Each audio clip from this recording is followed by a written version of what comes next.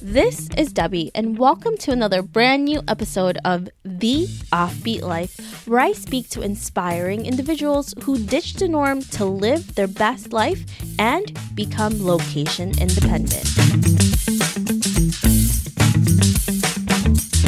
Hey everyone, thank you so much for joining us for this extended interview with Gabi, where she's going to share how to use live events as a growth tool for your business. Hey Gabi! Hey, Debbie. Thanks so much for having me again. So before we get into the fun tips that you have for us, can you tell us a little bit more about you and why you lead an offbeat life? Yeah, so I had always planned to live in Italy, and I thought, how am I going to earn money living in another country, at least enough money to kind of live the way I want? And so I set out to be a freelance travel writer, which, as any of you who have thought about that know, is probably not as easy as it sounded. And along that journey, I was actually able to make a really great sustainable living of it and really travel around how I wanted and have the schedule that I wanted. And then people started asking me for help about how they could do that as well. And so through that, and the reason that I do events now is that I then, in response to people's questions and needs, founded this company, Dream of Travel Writing, to help people achieve their own dreams of travel writing. And that's now where we do a lot of events. A lot of people will listen to this and they're going to say live events. That's really scary. I don't like talking to people. I don't know what to do. So how do you do this when you're just starting a company or a business? That's a really great point about not liking talking to people and being scared. I am the queen of that. And it's interesting because people don't believe me. I have conference friends that I've known for years. And actually, even my husband really knows better.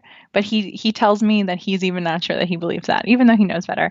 So, I'm a person who, when I first started doing articles for magazines where I had to interview people, I would literally sometimes be like, oh my God, I'm not up to this today. I can't talk to these people that I don't know on the phone and try to get them to tell me things. And I would reschedule my interviews. So I'm absolutely I get it. I am not a person who likes to talk to people that I don't know, let alone to invite people that I've never met to come somewhere and listen to me talk about something. So I absolutely hear that. So a neat tip around this that actually I just heard someone talking about yesterday is when you start thinking in your head about me and what do I have to offer and what do I look like right now and all this stuff, think about who you're serving and what they're going to get out of it. And when you focus so much on that, and when you really believe in what it is that you want to teach people in these live events or touch on or how it's going to help them, that makes a difference because you stop thinking about you and if you don't want to talk to people or not, and then you just get kind of intoxicated with and obsessed with what people will be able to do. And that can really help you not just to stop thinking about yourself, but also to get a lot of clarity on what you're saying.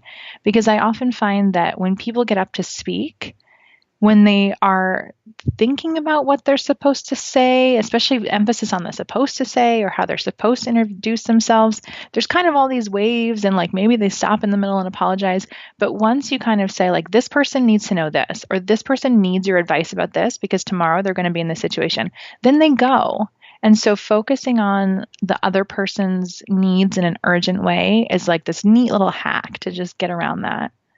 Now, when you really want to do this and you want to do live events, how do you know what topics to choose? And if you're wanting to sell anything, how do you know what exactly to do in order to get to that level? That is actually the most important part that people overlook. I think a lot of people go into this idea of, I've met several people recently who are thinking about doing a weekend workshop or a weekend retreat or a week-long something where they're teaching something, and maybe they already have a big blog, so they have an audience of people they know will sign up. And what happens in those situations is that they have a topic that they want to talk about, that they want to teach. And the topic invariably is too broad to cover so well that someone will leave and feel on fire to do what you've taught them. And so if you don't pick a topic that's sort of enclosed enough that somebody can really get it in a weekend or in an afternoon or an evening or a week or whatever you're teaching, then you're going to end up not only with people who like leave and don't do it, or maybe leave and feel like they're not really sure if they're ready, but you're also not going to feel as great about it, because at the end you can see that and you feel this sense of a lack of closure. So I really like to encourage people, and I learned this from somebody who does cool trainings for companies, that take what you think you want to do an event about and break it up into like 7 different topics, and then think about how that topic is different for like 7 different types of people. So let's say, for instance, you might be somebody who specializes in like branding or helping people figure out, what's unique about them, or what their business might be, or kind of what their personal brand is, whatever. If you were to do a weekend thing on figuring out your personal brand, you'd have to go into kind of like a little bit of detail about a lot of things. But if you were to say, like, we're going to, in this weekend, we're going to get the 30-second pitch of you down so cold and so based in exactly you and exactly what it needs to be, that you leave here, on fire with it and energized that you could tell this to anybody. And then you structure that weekend around, starting out with their values and what's important to them and how they like to communicate and what they don't feel comfortable about communicating publicly. And you work through all those things. Then at the end, they can feel comfortable with that 30-second pitch. But then it might be that, doing that with people who have podcasts, for instance, or vlogs, or who are used to speaking publicly, is very different than doing that with people who are introverted or something else. And so then you might segment it out even more in that way and have a more productive event. So I always think the smaller the topic, the more effective your event is going to be, but also the more people will get out of it, which sounds weird because you feel like if there's a big topic, you're offering more, but people can't take in all that information and really internalize it. If they just hear it in a weekend or an evening or something, they need to kind of be able to go and practice it further on. Once you have your topic, and you have to really niche it, and in order for you to be able to give your clients the best that you can give them, how do you first off find them? How do you find those clients in the audience that's going to go to your live event? That is the $1,000,000 question, because really, no, because I see so many people like, okay, whether they already have an email list or they already have a big following on their blog, they put an event up and they work so hard on the page and they're thinking so hard about the structure of the event, and they've secured the space and they have ideas of how many people will come, and they put up the site and it's like crickets. Or maybe, if you put up the site and then you put it out in your email newsletter, you'll get some signups right away. But this idea of like you put up the site and then people will come, it's so pervasive no matter how much people realize that people aren't magically going to go to that page or that promotion, like especially if you have a blog. You've learned this the hard way, right? But on the flip side of that, people don't want to go out and directly invite people to this thing which is their new baby that they're not sure if it's ready for the world and all of these things. And so I've found, in fact, the very, very first weekend length event that we ever did, we mostly populated the seats by sending cold emails to people that we'd never worked with before. And every time I do an event in a different city that's like an evening event or something, I have like really specific criteria of who we're looking for this event. And I go through, or somebody who works with me go through, and we go through a ton of people's websites and we identify who we think is a good fit for the event. And then we just write them directly via email. And that's how I fill events. And people that I know who have started events through their blogs or through different things, what happens also when you just put it up there and not hope people will come, but you just put it up there and people start signing up, is that people will self-identify, or people will be really interested in you and your brand so much that they'll buy anything, but that event might not actually be the best fit for them, whether it's like the way that the event is run or what they need or so on and so forth. And so then you'll end up with people who are not kind of in the cohort of the people who are going to get the most out of those events. And they can actually kind of end up detracting a little bit from the event as well. And so I actually really like this invitation model. And so you can extend it if you're nervous about doing events to saying, okay, so I have an email list. I have a blog, I've had this blog for a while, but I know who my really big fans are. So what I'm going to do is I want to start by doing a get together either in the city where I live or in a city where I know a lot of my subscribers live, something like that. And rather than just put it in the newsletter and hope that people show up, I'm going to start by inviting my big fans who I know are there. And that way I will know, not only they will know that I specifically want them, those people there, but then I will know that I have some people who are going to be there who are really in my corner, who are really going to enjoy being there and meeting me and having this event. So even if you don't kind of want to go like full scale, just inviting people, you can start with people that you already know and send them an individual email rather than just putting it out in your newsletter and kind of hoping that they know about it, if that makes sense. Yeah, it's definitely going to what you know will work first before you put the net to all of the fish, right? So it makes it so much easier in that sense. Now, Gabi, how do you sell your products during these events without being salesy? I'm really of the kind of content marketing school of like education and kind of provide the best experience around what you're doing and that your expertise will shine through and also your style people will be able to see if it's a fit for them or not. So for instance, like when we do our weekend events, people have the option to join our coaching program afterwards, but like out of sequence. So usually I only open my coaching program twice a year. And the only other way to get in is if you have attended one of our weekend events and you have the option to kind of add that on afterwards.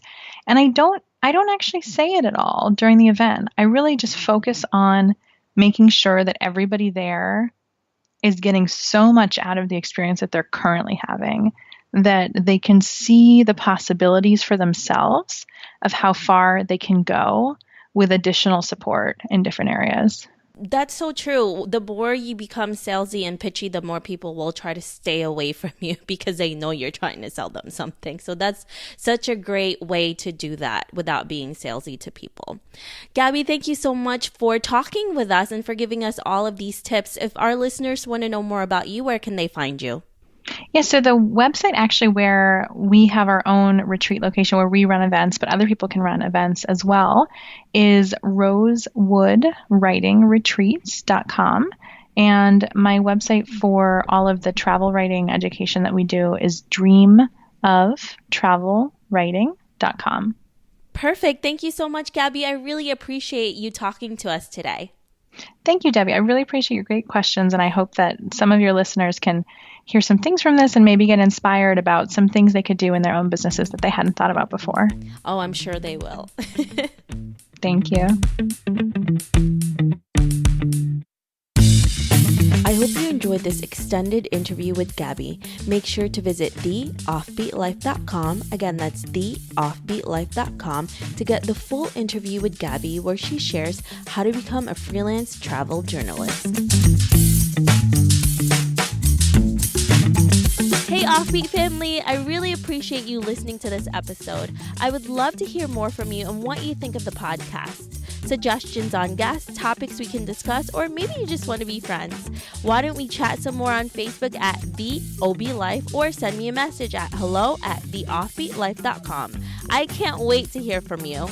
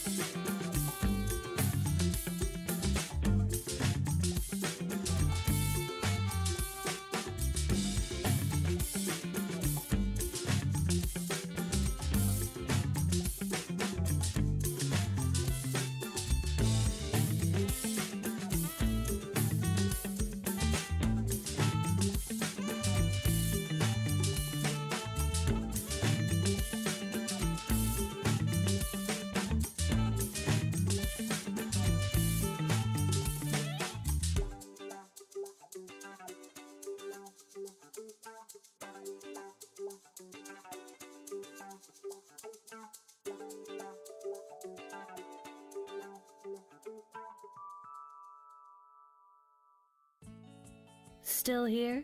We appreciate your time and are working to help you just as soon as we can. Thank you, and please stay on the line.